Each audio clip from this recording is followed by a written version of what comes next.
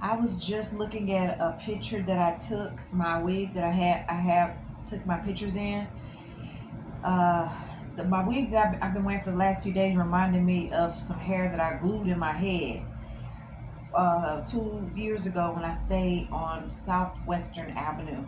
And I used to have stuffed animals way back then. And I always like to do a compare to see how much I've grown, how much I've changed in my features and all that kind of stuff. When I just compare my picture to my last picture, I look pretty much the same. But I, of course, I gained a little weight in my stomach area, much more than it was way back then. But I always had challenges with keeping my stomach weight down because I don't know, for whatever reason, I gained weight in my stomach faster than anywhere else. But anyway, that's besides the point. So I'm trying to like tie in how all of this makes sense because everything really is a connection to something. So when I stayed at the last address, at that Southwestern Avenue address, that's when people were really dealing with drugs and selling drugs, and it was a lot of crazy crap going on when I stayed at that address, and that was the address where I got kicked out Christmas Day. I got literally kicked out of that compound Christmas Day. I had nowhere to go, but I got kicked out because I got into it with the guy that was security. He was acting like he was just bullying and in control. It was just beyond belief. So I ended up getting kicked out, and I literally threw all my stuff in the trash. I had glittery stuff, had beautiful clothes.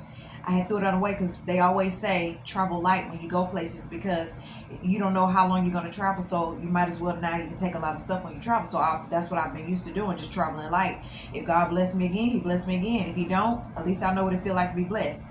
So to make a long story short, I was looking at my picture of my hair. Then I was looking at the picture of the people that is in the van with me now. Devon was at that location way back then talking about the goddamn. He was talking about the goddamn Sabbath Sunday. He was inside of this guy way back then. It's all coming back to me. He was inside of this guy, and so that mean they was all affiliated with the drug dealers and all that way back then. Cause how all these people able to just sit comfortably and be in all of these locations and nothing happened to them, but it's just happening to me.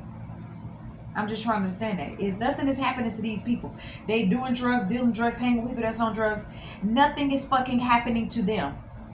It's just happening to me. And so none of them ain't gotten fired for no jobs. None of them has been sat down, demoted, or nothing. It was just all stuff happening to me, a girl, but nothing has happened to the guys. That's how I know feminism, sexism, discrimination is fucking real. So now that I think about it, that he was inside of that guy way back then talking about the Sabbath day, the Sabbath day, the Sabbath day, the Sabbath day. And for whatever reason, he tends to go inside of older people, people that are much older than him. And I don't know what it is, because the guy, thinking back to it now, the guy that he was inside talking about the Sabbath day was much older, like in his late 40s, maybe 50s, way back then. That's crazy to me.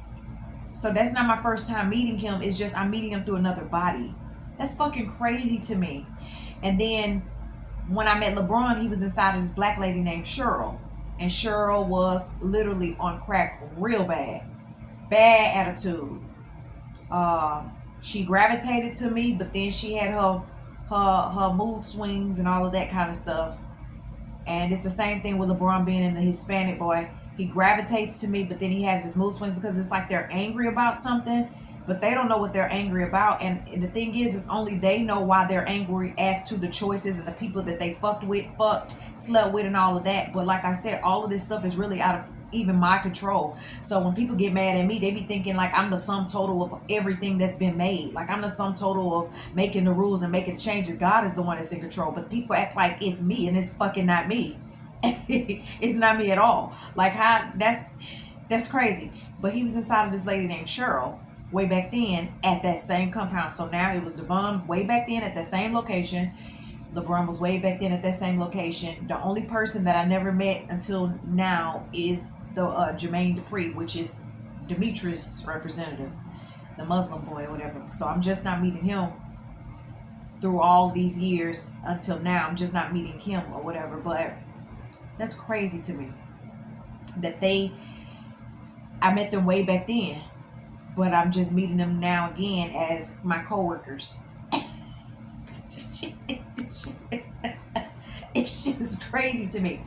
And the reason why I was able to understand who the people that I live with today, I knew, and I have been saying it over and over again as I've been journaling and documenting and understanding where I am and stuff like that. But not field, FIELD, my FEEL, I feel the feeling, the atmosphere, feeling the people that are around me. That's how I knew for 100% for sure on the people that I'm with. It ain't got nothing to do with the drones and air, nothing like that. It's the atmosphere. I felt it. I was like, this is the people for sure. Just the sheriff's office for sure. This is the military for sure. This is the people that killed Kobe Bryant. 100% for sure. 100% sure. So, but it's just crazy. It's crazy. This is. It's crazy, but yeah, but for sure, that's how I was able to feel, and I'm like, okay, yeah, this is the people that I'm with right now, for sure, for sure, for sure. No ifs, no ands, no questions, no doubts, no ifs, no question, for sure, 100% for sure. I always like to know who I'm around. That's my thing. I want to know I'm safe first, but I always like to know who I'm around. And I know for sure God is not fixing to let me be around just anybody at this point in my life. So for sure, for sure, for sure, for sure, for sure, for sure. So one of the things that came back to me today also was, for whatever reason, I don't understand the stuff that happens in the White House. I do not understand, because I ain't never worked that day in my life. It was just God allowed me to see certain aspects of the White House as much as possible in the increments that He gave stuff to me. But one of the things that I was able to that came back to me today was the cabinet. That I guess whatever that the people are doing, it's like they're hiding it from the cabinet. And I'm like, why are they hiding stuff from the cabinet? And that's what I remember about the cabinets, about the files. They way back then, when I first understood all of that they had locks on the files. They had locks on stuff that they were trying to hurry up and hide from the cabinet. It was like, we don't want the cabinet to know. And I'm like, why you gotta hide stuff from the cabinet? Why the cabinet can't know some? Why the cabinet don't know some things? But it was all pertaining to money. It was pertaining to sex. It was pertaining to drugs. But they was all hiding it from the cabinet. So, shit. When I tell you this stuff is crazy to me, it's crazy to me. They're hiding it from the cabinet. But I'm like, why they hiding it from the cabinet? So I'm trying to look up the cabinet today, because whenever I don't understand something that I just want to see, like, what the hell this shit is, let me see what the cabinet is. It's like I know the cabinet is some people. I know that, but it's like they hide it from the cabinet. So I'm gonna try to look up some stuff to see what a cabinet is, because I don't even know what a cabinet is. So I'm gonna look that up, because that's what I remember, and it came back to me today. That they way when all of this stuff first happened, when I was with Douglas, they was hiding stuff from the cabinet. So I'm gonna try to see what the cabinet is, because I don't know what the cabinet is. I don't understand this stuff. But I was with Devon way back then, and he kept on talking about the Sabbath day, which goes to show the area in how he preaches is not like what other preachers are preaching. And lately, I haven't heard him say one thing about the Sabbath day. So I don't know if he has died down to that method of preaching, or if he is realizing ain't nobody talking about no goddamn Sabbath day, keeping it holy, because he was like, we gotta keep the Sabbath day holy and all of that. But the guy that was in him when I met him on Southwestern Avenue, when I was around him for the short period of time, he didn't have horrible anger problems. And so I don't know if it's from him getting a divorce and being by himself, and things have been changing, and he is not being able to be excited about the relationships like the women, because like women, what the flexibility about a woman is, a woman can be with a woman and a woman can be with a man and boast about it all publicly, and it's nothing to them. But as far as men, they don't do that because they can't, because it's about their image, and it's about, they don't want people to think certain things about them. So what women can do, honestly, men can't. It's not that they're not, obviously they are, they've been fucking men for years, so that's not the case. But what I'm saying is in the aspect of coming out saying I fuck men don't do that, but women can do that. And so that's the problem. That was what one of the things that me and him was able to talk about, is even if he did sleep with men, which he did, he don't want to come out public about it because he's ashamed. So what I'm trying to say is everybody wants to live these lifestyles and do whatever they want to do, but then they don't, it's like a certain point where they feel like, well, I can't go that far out with it. So it's like, you can't go far out with it, the shit ain't for you. Because to me, if you can't go out all the way out with it, it ain't for you. It's just not for you. Because you gotta hide the shit that you do and all that, and walk on tiptoes and all that, it's just not for you. And I think that that's the difference with understanding the Davidic area. The Davidic era is David didn't, and I'm not even just talking about the sin of the with the Uriah and all that, because we can get off of that, because that's not the sum total of his kingship. The guy David, he did not, he there was no, I have to stay in the closet with this and I have to be quiet about this. He was very straightforward with his entire life. That's why he was unmatched to a lot of people, because what he was able to do, they were scared to do it. So it's like, if you're not comfortable in your kingship, if you're not comfortable within your body, within your choices, within your sexuality, within your preferences, then the shit is not for you. Because who is teaching these people to hide what they like? What preacher is teaching you to hide what you do if you've already done it? If it's past tense. And then if it's not past tense, you're still doing it. Who is teaching you to hide? If this is your whole life, God sees your whole life is on a disc, your whole life has already been made known in heaven, good, bad, and indifferent. Who is teaching these people to hide? Who is teaching these people to lie and all of that about the stuff that the life that they live? That's not freedom. You're in chains. So half these people talking about, I ain't never been to prison, I ain't never been to jail and all that, but you're still in chains because you're not free to express yourself for who you truly are. It ain't got nothing to do with your image. Don't nobody catch 2023. You know how many poor, rich, mediocre, medium, all these different people. You are who you are. And that's the difference when you be able to understand the eras of people and their lifestyles and their kingships and their authority. But I'm saying all of that because when I was at the store just today, it reminded me back when I was at the sheriff's office, because that was the first thing that they did. They filled up the vending machine with LeBron James chips. And then he had a representative come in, and she was a Hispanic lady with beautiful eyes, and she had red hair, red braids. And then she took her hair and gave it to another girl. And that was how I was able to meet him at the sheriff's office after he was Cheryl, the black lady that was on crack. But the thing about the vending machine was, the vending machines was ran by Tiny, T.I.'s wife. And she was selling drugs and stuff through the vending machines. And that's what I was able to learn and understand. So when the military killed her around Easter 2022, she died from them finding out that she really was, however she was doing it, selling drugs through the vending machine. So after she died, I saw her and she was in the vending machine. And what it was she was not only selling drugs, but she was collecting women.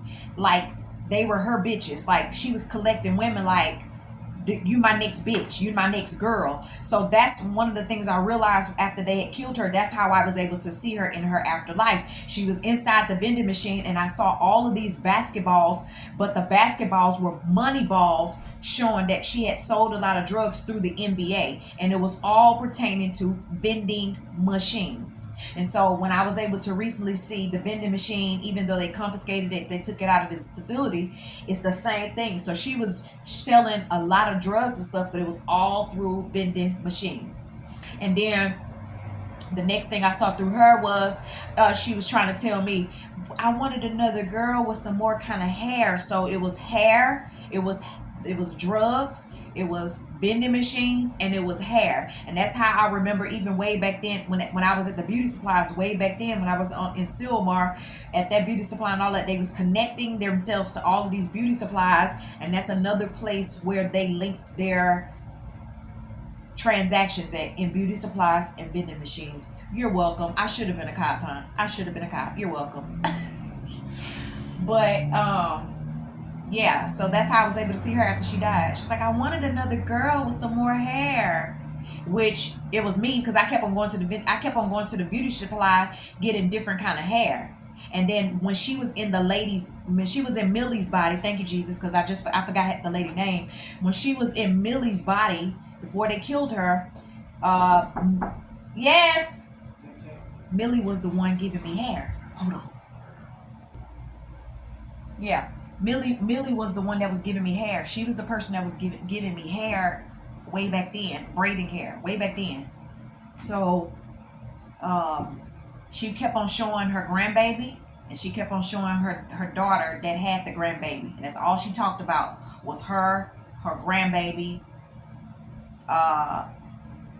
She was talking about her grandbaby and her daughter. That's all she was talking about for the most part.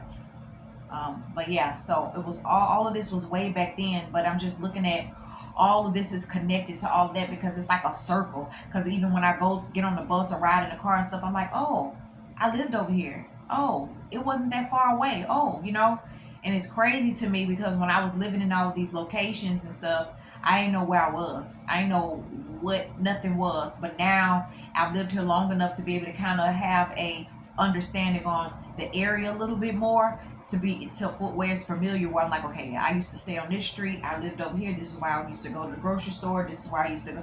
So all of this is just all a connection and stuff. But I just think that it's ironic that still, even now, how Devon is in Scott, who is my supervisor, and he's like, I have anger problems. And he used to get so angry. He used to get so mad when I first started being his co-worker or whatever. And I used to just look at him like, why are you so angry? And I used to say to myself, it's more to you being mad. Like, I used to be like, he'd be like, in a few minutes we're going to turn down this street. Then he like,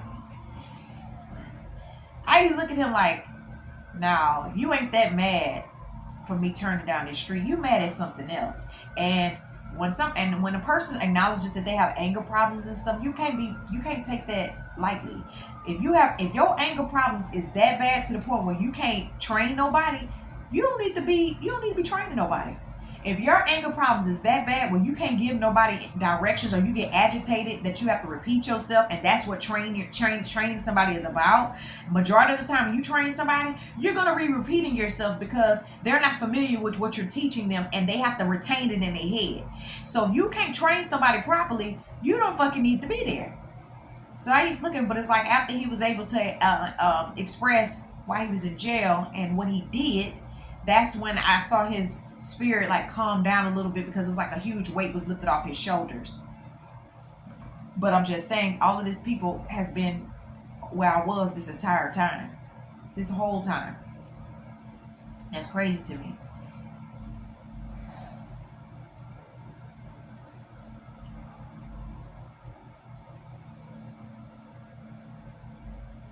Yeah, so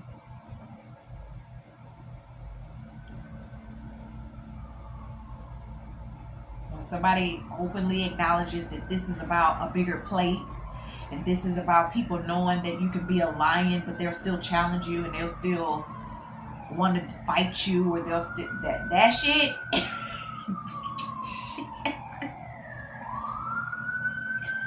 It's beyond me, that it's not about eating at the table with everybody. It's about getting the bigger piece.